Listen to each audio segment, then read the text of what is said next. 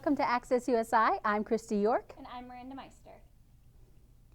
The Board of Trustees met last week to discuss several key issues affecting students. Director of Financial Assistance Mary Harper says the work-study program is expected to be reduced next year by 65%, meaning a drop of over $120,000 in funds for student workers. The board was also updated on the latest construction projects that continue around campus, including the new PAC and Fuquay Welcome Center. While Vice President of Government and University Affairs Cynthia Brinker says almost 600 students have been approved for graduation in December. This was the last meeting for the board of the semester, as their next one isn't scheduled until January 11th. Dr. Denise Lynn will be giving a free lecture tomorrow at the Evansville Museum. Her lecture is over the life of Albion Fellows Bacon Center at 6:30. The event is free to the public and students are encouraged to attend. A new exhibit is being featured in USI's McCutcheon Art Center Pace Galleries. The 2017 Senior Seminar Exhibition is a culmination of pieces created by 44 USI art majors and is part of the program's upper-level curriculum. A variety of styles are being shown, including ceramics, print work, sculptures, and paintings. The exhibit opened today and will remain on display through December 10th. More information about the gallery can be found at usi.edu. The Southern Indiana Dance Marathon is this Saturday. SIDM supports Riley's Children's Hospital in Indianapolis. Students will stand and dance for 11 hours and 11 minutes on November 11th to show their support. The event is from noon to 11:11 on Saturday, and it's not too late to sign up. For more information and to sign up, visit donate.rileyskids.org/SIDM2017. Priority registration for spring and summer classes has begun. Registration opened Monday morning for seniors and has continued throughout the week. Those still needing to meet with their advisors are encouraged to do so sooner than later, as some classes may fill up. However, there will be an advisor meetup next Wednesday from 11:30 to 12:30 in UC 2218 for those needing help. Otherwise, students can get registered through MyUSI. Moving from one season to the next, some of the USI fall sports are wrapping up, while basketball is just getting started. We'll have the latest USI sports after the break.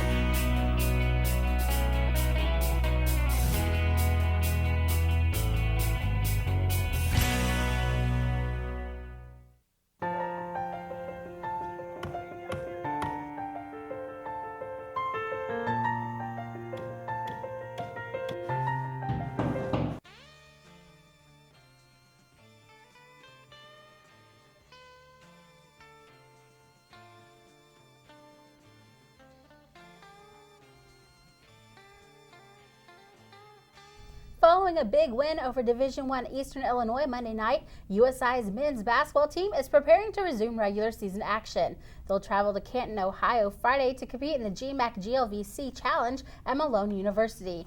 USI will start the tourney against Hillsdale College on Friday at 5 before taking on Malone University on Saturday at 6.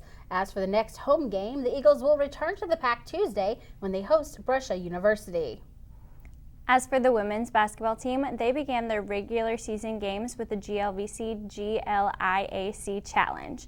The Eagles will host Northwood University at the PAC on Friday at 6, after coming off a 87-56 loss to the University of Kentucky in their only exhibition game of the preseason.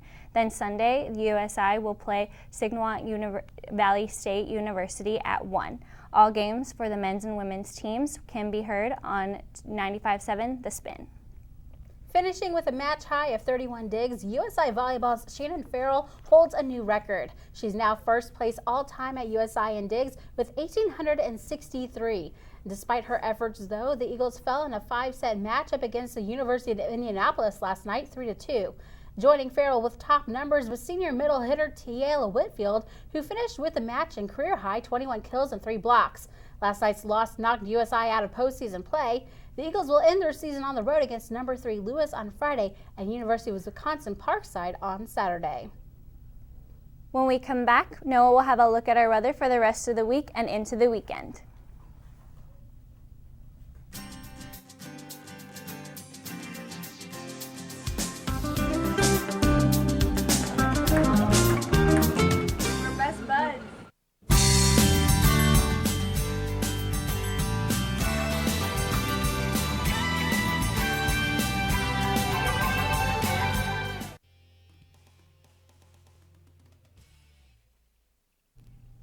Good evening, everyone. I'm Noah Alazzo with a look at the SCTV 12 weather forecast for this evening. Right now, we have clear skies in the tri-state.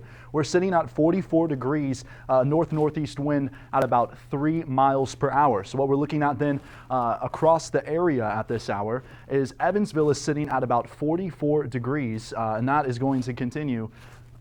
44 in Evansville, 44 in Washington, and then we have a 45 right here in Hartford, Kentucky. Tonight, temperatures across the tri-state will fall and fall dramatically. Clear skies, a north wind at 5, and that will definitely give us the chance for some early morning fog and frost in the area as those temperatures really do tumble with clear skies above. Tomorrow will be much like today. We will start the morning hours dry and cool, but some clouds could be on the increase with a north-northwest wind at about 10. Again, the clouds should have some more bark than bite at times. We aren't expecting to see any precipitation in here until we enter the latter half of the weekend. So hour by hour for tonight, at the top of the hour, 43 degrees. Will be at 40 with a chance of some rain at midnight, a very mild chance of rain. 36 by 4 a.m. And then looking ahead in the extended forecast here, we're at 51 by Saturday. And as I mentioned, those rain chances do increase as we enter Sunday, where we're at 53 degrees, and then we clear it out with temperatures in the mid-50s for high temperatures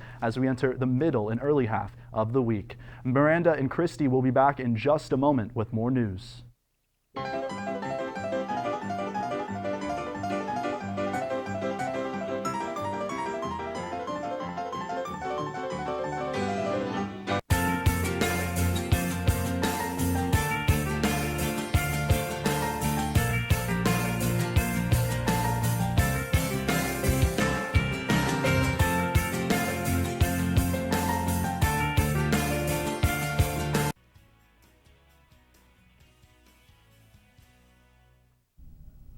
Veterans Day is this weekend, and USI is honoring those who have fought for our country. The Veteran Military and Family Resource Center and USI Dining Services announced they'll provide one free meal to all USI student veterans again this year. Veterans can check in outside of the loft between 10:30 and 1:30 on Friday to receive their meal coupon for any on-campus vendor.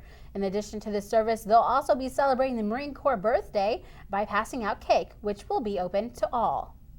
Keeping in the tradition, members of the Evansville LST 325 will host breakfast honoring veterans. The annual Veterans Day breakfast allows veterans and active duty military to join their families aboard the historical ship to enjoy a warm meal in the tank deck. Breakfast starts at 7 and will feature sausage, eggs, biscuits and gravy, and your breakfast beverage of choice. Food will be served at 7 and will continue until 10 or until food runs out. Also happening Saturday, students from USI's Army ROTC and Veterans Affairs will join members of Rolling Thunder to host the Four Freedoms Veterans Day Parade. Almost 90 organizations or military supporters will participate in the parade down Franklin Street, either marching or riding on floats.